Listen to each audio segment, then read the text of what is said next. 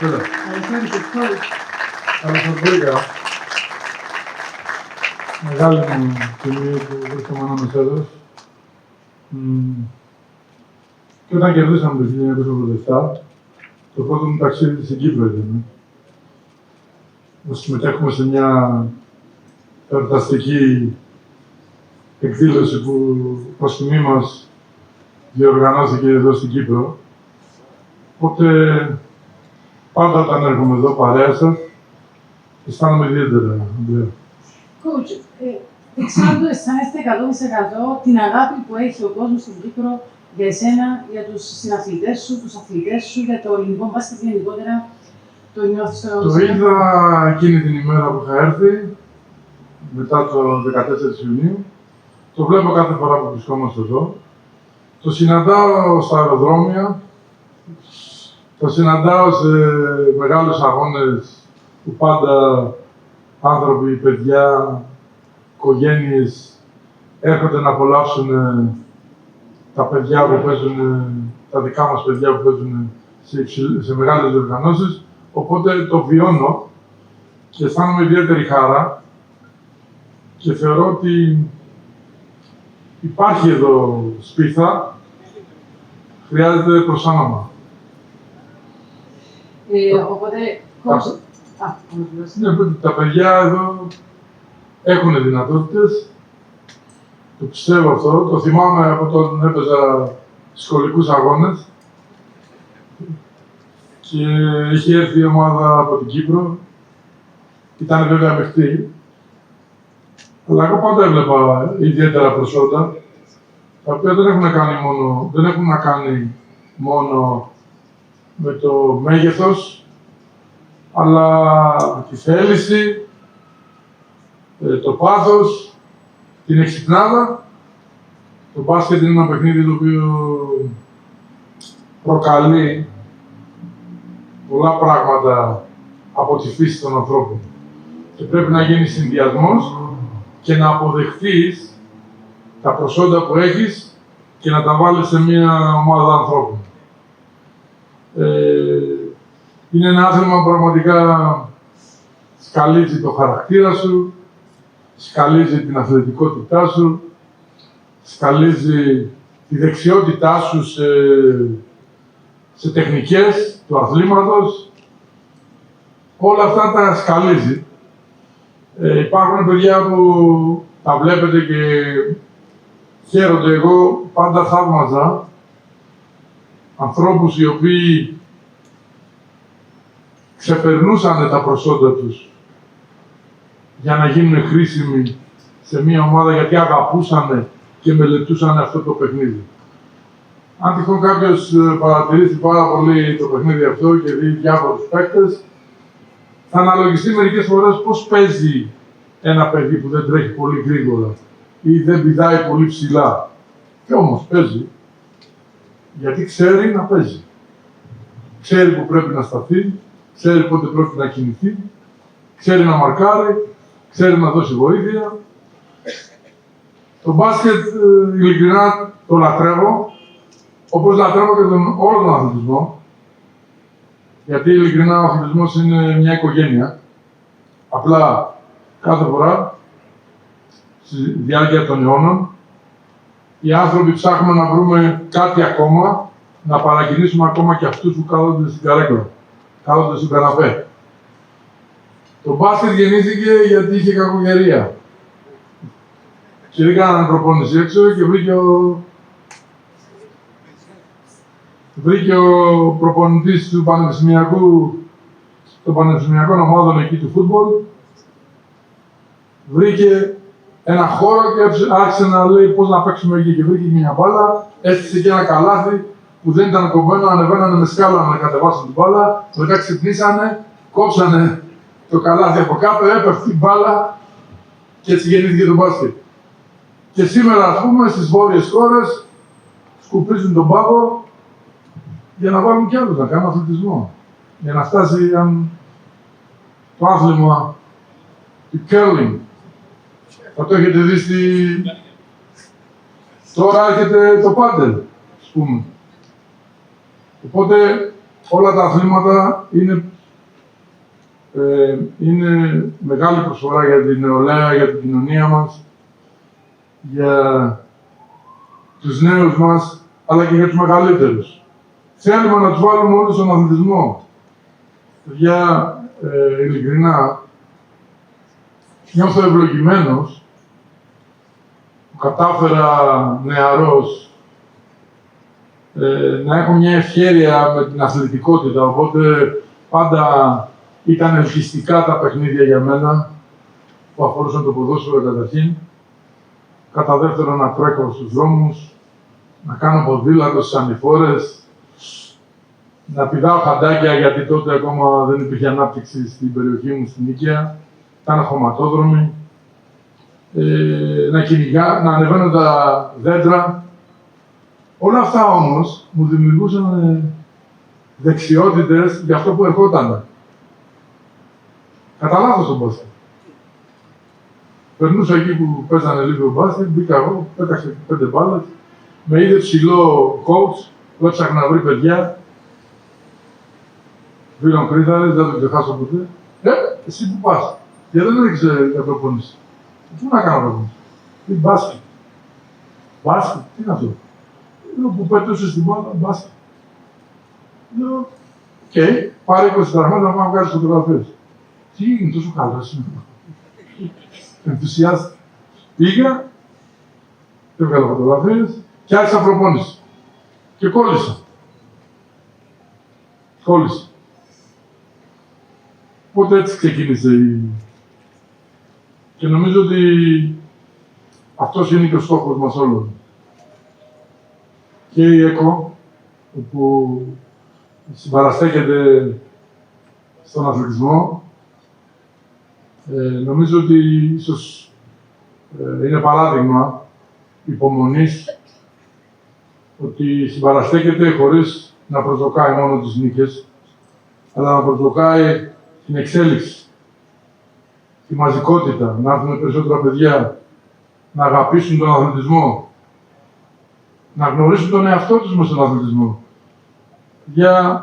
Δεν μπορεί κάποιος να καταλάβει πόσο γνωρίζεις τον εαυτό σου όταν κινδυνεύεις να χάσεις ένα παιχνίδι, να χάσεις ένα σουτ, να σε κοροϊδέψει ο αντίπαλος. Και εκεί πρέπει να δεις τις αδυναμίες σου, να τις πειθαρσέψεις, να γίνεις καλύτερος άνθρωπος, να γίνεις καλύτερος συμπαίκτης, καλύτερος αντίπαλος. Να γνωρίσεις ότι οι δεξιότητες αυτές θέλουν εξάσκηση. Δεν γίνεται χωρίς εξάσκηση, χωρίς προσπάθεια. Πρέπει να ξέρεις κάτι ότι το πρώτο, όσο και ταλαντούχος ήταν ένας άνθρωπος, χρειάζεται προσπάθεια. Θέλει να ξεπερνάς τον εαυτό σου. Και πολλές φορές αναφέρω αυτό, όταν μιλάω με διάφορους ανθρώπους, όλοι γεννιόμαστε με ένα ανθρωπάκι μέσα μας. Το οποίο αυτό το ανθρωπάκι κάνει οικονομία. Σου λέει τρέχα μέχρι εκεί, έλα μου, δεν χρειάζεται. Πιο μπροστά. Σταματά λίγο πιο νωρίς, γυρνά πίσω. Όταν μας έβαζε ο coach να τρέχουμε, καμικάζι, που λέγανε, φεύγαμε την τελική γραμμή, τρέχαμε, πιάναμε τη γραμμή της βολής, γυρίζαμε πίσω, πηγαίναμε στη σέντρα, γυρίζαμε πίσω, την πιάναμε. Έλεγε πιάσε τη γραμμή. Γιατί το μπάσκετ είναι παιχνίδι που πρέπει να είσαι λυγισμένος. Όχι, δεν παίζεις όρθιος. Ούτε να σταματήσεις να ξεκινήσεις μπορείς. Θα χτυπήσεις δεν μου παίζεις όρθιος. Τιμότητα. Οι περισσότεροι, αφού πιάναν τη γραμμή την πρώτη, από τη δεύτερη και μετά και την τρίτη, την τέταρτη καλά. Την κοιτούσαν από 2 μέτρα μακριά και τρέχανε. Εγώ την έπιανα. Ήμουνα το κορόιδο στην αρχή. Γιατί δεν έβγαινα με τους πρώτους, παρότι ήμουν αθλητικός. Σιγά σιγά ακόμα καλύτερα. Κάλυπτα και αυτή τη διαφορά. Τελικά, όταν το βάλεις σε ένα χρόνο, σε 2, σε 3, σε 4 χρόνια, αν το κάνεις αυτό, φαντάζεσαι ότι οι άλλοι μετά θα πηγαίνουν πίσω σου πολλά μέτρα. Και τους συναντάς μετά από χρόνια και λέει Παναγιώτη, και εγώ δεν ήμουν καλός. Αλλά δεν θυμάσαι ότι έκλαιγες. Και επειδή όταν είσαι νεαρός, έχεις μια παγίδα. Ποια είναι αυτή? Επειδή η φύση σε πρικίζει κάθε 2 μήνες. Και το σώμα σου και το μυαλό σου και τη δεξιότητά σου και τις προσλαμβάνεσες σου, στο έχει χαρίσει η φύση. Και επειδή στο χαρίζει, σου φαίνεται εύκολα. Δεν χρειάζομαι πολύ προπόνηση, αφού μπορώ να βγάλω έναν αγώνα από φυσική κατάσταση. Δεν καταλαβαίνεις ότι μετά τα 21-22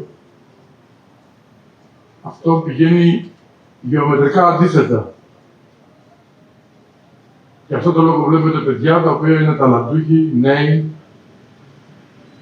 μπορούσαν να κάνουν πράγματα και όμως χάνουν τη δυνατότητα γιατί ούτε επενδύουν στην τεχνική, δηλαδή είσαι 15-12 χρονών, 14. Σου λέω εγώ, θέλω να τελειώνεις με τα αριστερό από αριστερά. Πας να τελειώσεις την πρώτη φορά, το χάνεις. Πας να τελειώσεις την δεύτερη, το χάνεις. Πας στην τρίτη, το χάνεις. Την τέταρτη με το δεξί, την πέμπτη με το δεξί, την 20 με το δεξί και μένεις με αυτό. Και δεν προοδεύεις. Βέβαια, υπάρχουν και προπονητές, για να μην σας αδικήσω, που σου λένε βάλτο. Βάλτο όπως μπορείς. Ναι, αλλά η νίκη σε αυτή την ηλικία τι μετράει. Νίκη σε αυτή την ηλικία είναι η εξέλιξη στις δεξιότητες σου. Η εξέλιξη στην αθλητικότητά σου. Η εξέλιξη στο να καταλαβαίνεις καλύτερα το παιχνίδι. Αμυντικά, εξαιρετικά. Αυτή είναι η εξέλιξη. Και θα ήθελα να σας παροτρύνω. Προσπαθήστε κάθε μέρα να είστε καλύτεροι από χθες. Εμένα, Αντρέα, επειδή μίλησαμε για όνειρα και έχουν υποθεί διάφορα για τα όνειρα των παιδιών, το όνειρό μου ήταν όταν τελείωνε η προπόνηση και πήγαινα και κοιμόμουν, έλεγα αύριο να είμαι καλύτερος. Έχασα 50 σουτ. Να χάσω 48. Το αριστερό μου δεν είναι τόσο καλό. Την έχασα 3 φορές την μπάλα. Η άμυνά μου με πέρασε ο αντίπαλός μου από τις 10 φορές που το μάρκαρα τις 7. Αυτό είναι όνειρο. Αυτό είναι όνειρο. Γιατί όταν κάποιος σκέφτεται πολύ μακριά, μπορεί να απογοητευτεί πολύ γρήγορα. Και ξέρετε, η εξέλιξη μπορεί να είναι εκπληκτική από μια ηλικία και μετά. Μεγάλοι αθλητές, μεγάλοι παίκτες, δεν φαίνονταν σε νεαρή ηλικία. Θα έχετε ακούσει για τον Δημήτρη Διαμαντίδη. Εθνική εφήβο δεν έχει παίξει. Τερτσαρί, εθνική εφήβο δεν έχουν παίξει. Και γίνανε σπουδαίοι παίκτες. Άρα καταλαβαίνετε ότι όταν είσαι νεαρός, πρέπει να μάθεις τις αρχές του παιχνιδιού. Ποιες είναι? Προσπάθεια. Καμία σημασία αν είσαι πρώτος. Σημασία έχει προσπάθησες πολύ. Πόνεσες, κουράστηκες. Όταν φεύγεις για το σπίτι, είσαι κουρασμένος. Σας λέω ήμουν αυτόμα. Ποτέ δεν σταμάτησα να... Προσπάθεια, επιμονή,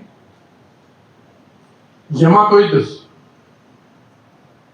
Πολλές ήττες. Εθνική ομάδα αυτή που πήρε το πρωτάθλημα Ευρώπης, το 87, 85, εκτός πανευρωπαϊκών. 86 προετοιμασίες στην Αμερική. 40 πόντους από τα πανεπιστήμια. 40. Το αεροπλάνο από Αμερική για να γυρίσουμε πίσω δεν σηκώνονταν από τις μπάλες. Έγινε τεράστια προσπάθεια για να αρχίσει να πετάει για να επιστρέψουμε. Δεν κοιμηθήκαμε. Ειλικρινά, δεν κοιμηθήκαμε. Φαντάζεστε μπορούσα, ήμουν playmaker τότε. Προσπαθούσα να πασάρω αριστερά, μαύρο χέρι. Δεξιά, άλλο μαύρο χέρι.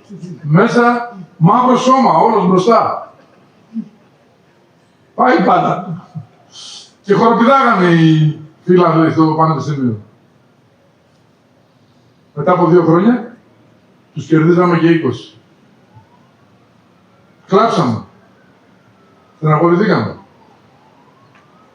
Κουπίσαμε τα μάτια μας, κοιμηθήκαμε και πήγαμε την άλλη μέρα να κάνουμε προπόνηση.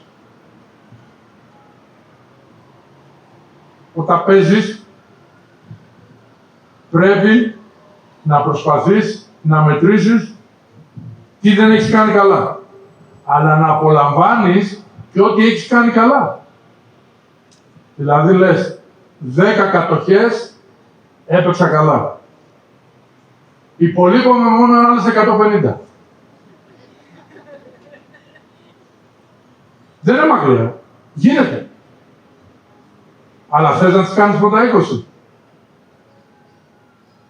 Γιατί μπορεί να τις κάνεις 50 και να ξαναπάς πάλι στις 10. Τις πετυχημένες. Και ξέρετε, η ΕΚΟ είμαι σίγουρο ότι έχει στηρίξει τον μπάσκετ, γιατί μοιάζει με τον μπάσκετ. Και ξέρετε ότι μοιάζει. Όσοι έχετε παίξει μπάσκετ, ξέρετε. Νομίζω ότι μπορεί να τα κάνεις όλα μόνος. Συμπτυχή. Εσένα εκεί, κουχταρά. Rebound, τρέξιμο, ριβές, κάτω από τα πόδια, προσποίηση. Φωνάζουν όλοι. Κουχταράς. Φιλενάδας. Έτσι δεν είναι. Έχει αυτό τον πειρασμό τον μπάσκετ. Ή εσύ δεν έβλεπες αυτός που πας να γελάσεις. Αντρέα. Πάντα. Είδες. Αλλά αυτό, παιδιά, είναι μία κατοχή σε 160. Και μία κατοχή σε 160 επί 70 μάτς. Γιατί στο τέλος, το πρωτάθλημα θέλει να πάρεις. Οπότε καταλαβαίνεις ότι είναι πολύ σπουδαίο πράγμα, έτσι και στα πρατήρια, στη δουλειά. Πρέπει όλοι να συνεισφέρουν. Δηλαδή, άμα δεν έβαζε τις βολές ο Ανδρίτσος και χάναμε ένα καλάθι στο τελικό με τη Σοβιετική Ένωση, θα πηγαίναμε στο τελικό. Και εσείς θυμάστε το Γιαννάκη, τον Γκάλη, τον Βασίλη. Δεν είναι μόνο αυτοί. Είναι και τα άλλα παιδιά. Είναι και αυτοί που κάναμε προετοιμασία. Είναι και αυτός που μου έκανε προπόνηση στο παιδικό του Ιωνικού. Δεν τον έχω ξεχάσει. Όπως δεν έχω ξεχάσει τον πρώτο μου προπονητή. Που είχα πάει για προπόνηση και του λέω, coach, με πονάει το χέρι μου. Με το τζιν. Πονάει το χέρι μου, είχα βγάλει ένα μεγάλο πρόβλημα που είχε πιστεί το δάχτυλό μου. Δεν μπορούσα να κουμπίσω την μπάλα. Και μου λέει, άλλο χέρι έχεις. Έχω το αριστερό. Δεν με το αριστερό. Και έκανα 15 μέρες μόνο με το αριστερό. Το δεξί δεν μπορούσα. Έμαθα να παίζω με το αριστερό. Πόσοι μπορούν να παίζουν και με το αριστερό και με το δεξί. Με άνεση. Πόσοι το υποτιμούνε. Και λένε δεν πειράζει, αφού από δεξιά τον περνάω, μόνο δεξιά. Θα έρθει τη στιγμή θα σταματήσουν. Οπότε καταλαβαίνετε, η ΕΚΟ λέει, δεν μπορείς με το δεξί, παίξε με τα αριστερά. Και το άλλο. Αν δεν πάρει κάποιος τα rebound, πώς θα γίνει. Αν δεν δίνει κάποιος καλές πάσες, πώς θα γίνει. Αν δεν παίζει άμυνα κάποιος, πώς θα γίνει. Μέσα, και ξέρετε, αν κάτι με βοήθησε εμένα στην καριέρα μου, Ανδρέα, είναι το εξής. Παρότι είχα άνεση να βάζω καλαθιά, και ξέρετε, όταν είσαι πιτσιρικάς, ειδικά στην εποχή τη δικιά μου, δεν παίζαν και πάρα πολύ μπάσκετ, δεν ήταν και πολλά τα παιδιά τα αθλητικά, έβαζα πολλούς πόντους. Ελκυστικό. Με ενδιαφέρον στους παίκτες μου να μην στεναχωριούνται. Και όταν κάποιος δεν ήθελε, έκανα προσπίση να πάω να βάλω εγώ καλά και την πετούσε σε αυτόν. Και μετά πήγαινα στο rebound. Για να, αν τυχόν δεν το βάλε, να πάρω εγώ το rebound, να το κάνω να σταθεί καλά. Και είχα δύο ωφέλη από αυτό. Το ένα, μάθαινα να κοροϊδεύω τους αντιπάλους και να δίνω καλές πάσες. Το δεύτερο, μάθαινα να πάω στο τελικό rebound. Και το τρίτο, να με αγαπάει ο συμπαίκτης μου. Να ξέρει ότι αν με χρειαστεί θα είμαι εκεί. Το ίδιο και στην άμυνα. Γιατί εντάξει επίθεση. Στην άμυνα. Ψηλός, μάρκαρε κάποιον που δεν μπορούσε να το μαρκάρει. Πήγαινα να βοήθεια και πήγαινα στο κόκκινο. Αυτό με βοηθούσε. Και όλα αυτά μαζί με βοηθήσαν να γίνω προπονητής. Οπότε καταλαβαίνετε και στη δουλειά που συνεργάζονται πάρα πολλοί άνθρωποι, πάρα πολλοί, και εκεί αυτός που δεν φοβάται να κάνει τη λάτζα, αυτός κάθε μέρα θα είναι καλύτερος. Το πολλές φορές το λέω σε διάφορους ανθρώπους. Ξέρετε, παιδιά, κάτι. Εάν τυχόν σε βάλουν κάτι που δεν θες να κάνεις, είσαι σε μια εταιρεία και σου λένε κάνε κάτι που δεν σου αρέσει. Ποιος ρισκάρει? Αυτό τους έβαλε. Εσύ τι κάνεις? Εάν εσύ το κάνεις με αγάπη και θες να το κάνεις καλά, καταρχήν θα αποκτήσεις ένα εργαλείο για σένα. Μπορεί να έχεις βοηθήσει εκείνη τη στιγμή την εταιρεία να βαλώσει ένα πρόβλημα, αλλά συγχρόνως και εσύ θα έχεις αποκτήσει ένα ακόμα εργαλείο. Το ίδιο ισχύει και στο μπάσκετ και στη δουλειά. Αποκτάς ένα καινούργιο εργαλείο, το οποίο θα είναι πάντα δικό σου. Μπορεί και στη στιγμή να έχει ωφελήσει την εταιρεία, αλλά μετά θα έχεις τη δυνατότητα να πας κάπου, να πεις παιδιά, εγώ μπορώ να πάω να σουτάρω με το δεξί, αλλά μπορώ να σουτάρω και με το αριστερό. Παρότι στην αρχή τα χάνα και έχανε η ομάδα. Ναι, αλλά εξελίχθηκε. Οπότε καταλαβαίνετε πόσα πράγματα μπορεί να κάνει. Α, και για να κλείσω. Υπάρχει και το σχολείο, Πού με βοήθησε το σχολείο? Ήμουνα σε μια τάξη 50 άτομα. Χαμός, Τα πίσω Δρανία, Γερουσία. Μόνο μιλάγανε αυτούς. Μάχη για να μην μιλήσω μαζί τους. Τι έγινε το αποτέλεσμα χθες, ποιος έβαλε τον γκολ, ποιος έβαλε τα καλάθια. Αυτά δεν συζητάμε. Και τι έγινε χθες το βράδυ, πήγε σινεμά. Τι είδες? Πού πήγατε, Βόλτα και μιλάμε. Εγώ προσπαθούσα να παρακολουθώ το δάσκαλο και ξέρετε, στο μπάσκετ, ο προπονητής τι λέει? Eye contact. Με τα μάτια ακούς. Αν τυχόν δεν κοιτάς, δεν ακούς. Οπότε με βοήθησε στο ότι όταν ο προπονητής μιλούσε, το κοιτούσα στα μάτια. Αυτό το έκανα από παιδί. Γιατί επειδή ήμουν πιτσιρικάς και με είχε βάλει από 12 χρόνους με 16 χρόνους, όταν κοιτούσε στον πάκο να δει ποιον θα βάλει, επειδή δεν έπεσε εύκολα στην αρχή, το κοιτούσα στα μάτια να με βάλει. Και ήμουν έτσι έτοιμος. Οπότε μην ξεχνάτε τα μάτια. Οπότε αυτό με βοήθησε να έχω μια σχέση με τον προπονητή. Και ξέρετε, αυτός που πραγματικά μπορεί να εξελιχθεί είναι αυτός που μπορεί να υλοποιήσει ένα πλάνο ενός άλλου ανθρώπου που είναι προπονητής. Σου λέει, δώσε την μπάλα μέσα και εσύ στέλνεις τηλεγράφημα να δώσεις την μπάλα μέσα. Πώς θα πάει η μπάλα μέσα, θα πάει? Άμα δείχνεις που θα τη δώσεις την μπάλα, θα πάει? Θα βγουν και θα την κλέψουνε. Οπότε εσύ κάνεις να τη δώσεις μέσα και μετά, αντί να τη δώσεις πάσα και που είπε ο coach, αντί να αποκτήσεις μια άλλη διαδικασία, ότι πάνω να κάνεις κάτι άλλο για να δώσεις την μπάλα εκεί. Άρα είναι πάρα πολλά πράγματα που μπορούμε και θα ήθελα. Και βέβαια για να μην αφήσω απ' έξω τις ομάδες, εγώ ήμουν τυχερός γιατί ήρθε μια ομάδα κοντά στο σπίτι μου και μάζευε τα παιδιά της γειτονιάς. Και γι' αυτό δεν θα ξεχάσω ποτέ το πρωτάθλημα εφήβων Ελλάδος που πήρα με τους συμμαθητές μου, με τους γείτονές μου, με τα παιδιά που μεγάλωνα, έτρωγα σουβλάκια, πήγαινα σινεμά, κάναμε πλάκα και πολλή προπόνηση φυσικά, έτσι. Μία ώρα πριν την προπόνηση ήμουν εκεί και μετά την προπόνηση άλλη μία ώρα καθόμουν τρελό δηλαδή. Και το κυριότερο, επειδή έχετε ωραίο καιρό εδώ, πολύ ωραίο καιρό, Οι μεγάλοι παίκτες γίνονται στα ανοιχτά γήπεδα, παιδιά. Όλους αυτούς που βλέπετε στο NBA,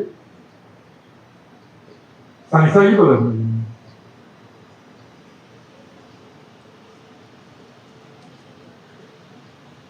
Τι έκανα τώρα? Για πείτε. Εσείς οι τελευταίοι, για πείτε τι έκανα.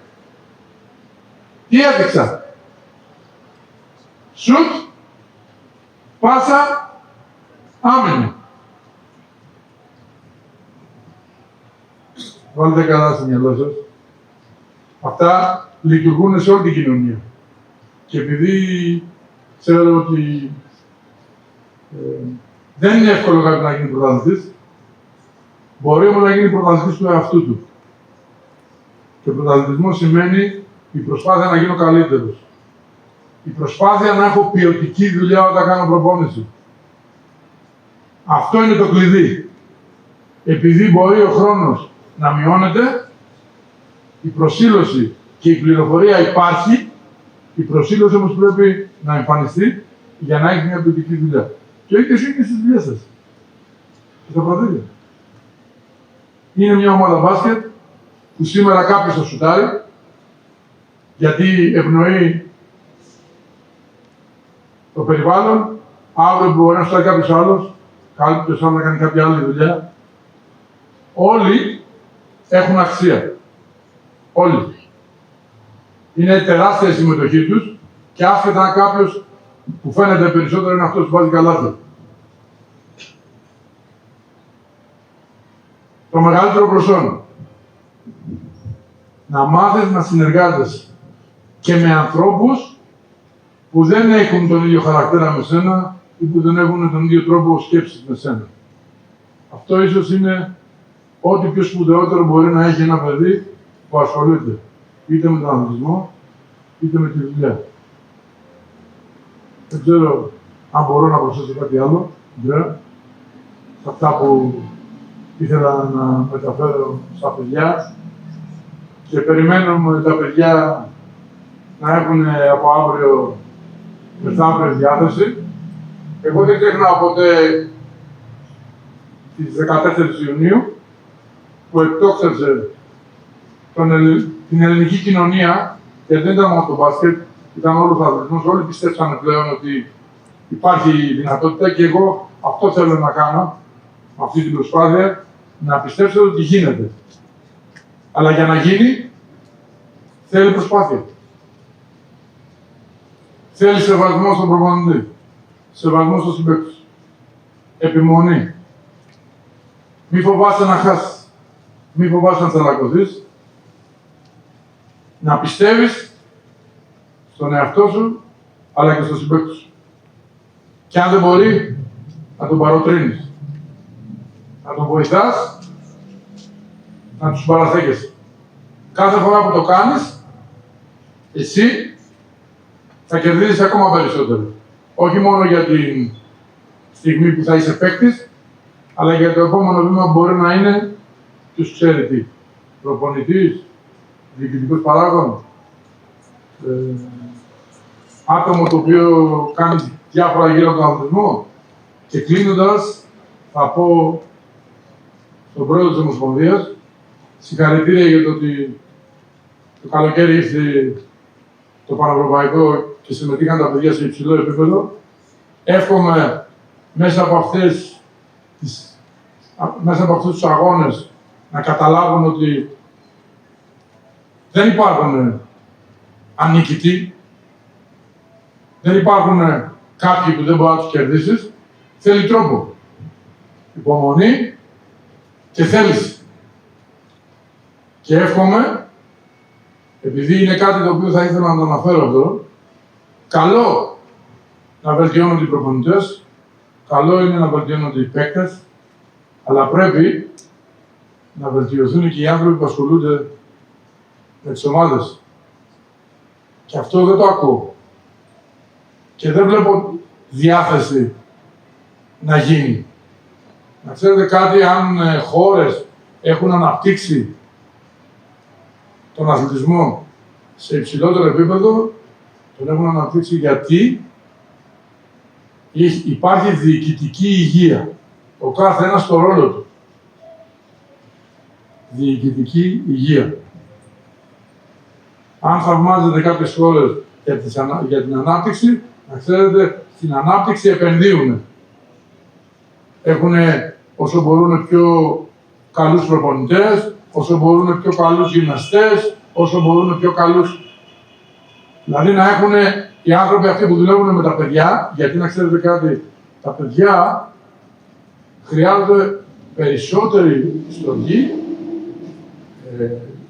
γνώση και περισσότερη δυνατότητα αλλαγής σεναρίου ακόμα και κατά τη διάρκεια της προπόνησης. Που αυτό θέλει προετοιμασία. Δεν είναι πάω και κάνω προπόνηση σε κάποιον. Τον εύκολο. Μπαίνεις σε ένα YouTube τώρα, βλέπεις 5 ασκήσεις και τους κάνεις. Δεν είναι αυτό. Πρέπει να δεις πόσα μπορούν να κάνουν τα παιδιά. Και τι πρέπει να τους κάνεις για να αποκτήσουν κίνητρο. Τι πρέπει να τους κάνεις για να αποκτήσουν διάθεση. Τι ασκήσεις πρέπει να βρεις, πώς να τους μιλήσεις.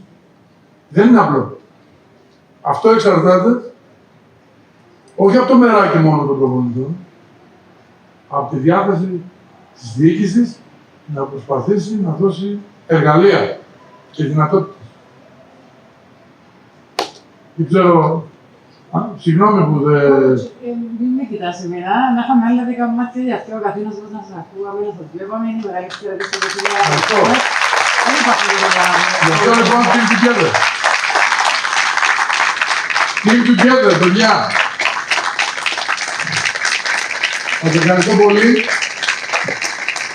Εύχομαι όλοι σας να κατακτάτε κάθε μέρα να νικάτε το ανθρωπάκι που έχετε μέσα σας, που όλο θέλει να κάνει οικονομία και τραπολιές και στο φαγητό και στην ένταση της προπόνησης και στη συνεργασία.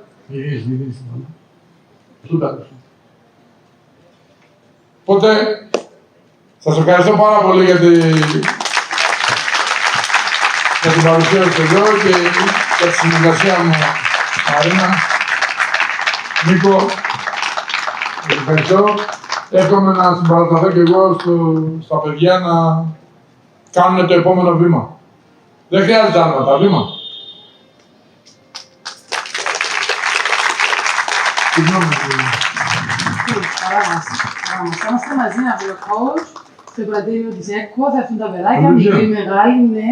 Ο coach όπως έρχεσαι θα με βρίσκεις μπροστά σου. Μακάρι, χαίρομαι. Challenges θα έχει πολλά ωραία πράγματα να κάνει ο κόσμος που θα έρθει. Θα φέρω εγώ καμιά 10 γιαμπάλες coach να το γράψεις. Με μία μπάλα χρειάζεται για 10 άτομα. Μία μπάλα. 10. Εγώ πάντως δεν είχα τόσες μπάλες. Δεν είχα τόσες μπάλες. Δεν έμεινε. Ήταν Τώρα δεν λιωμένες. έχουμε ούτε εμείς. Μην λες οικογενειακά από εσάς. Εμένα μου ταξίδεψε, επειδή την αγαπούσα. Την έδινα και ξαναρχόταν. Είχα καλούς φίλους, γι' αυτό ξαναρχόταν. Ευχαριστώ.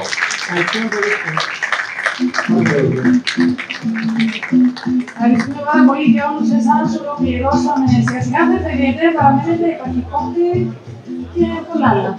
Καλή συνέχεια.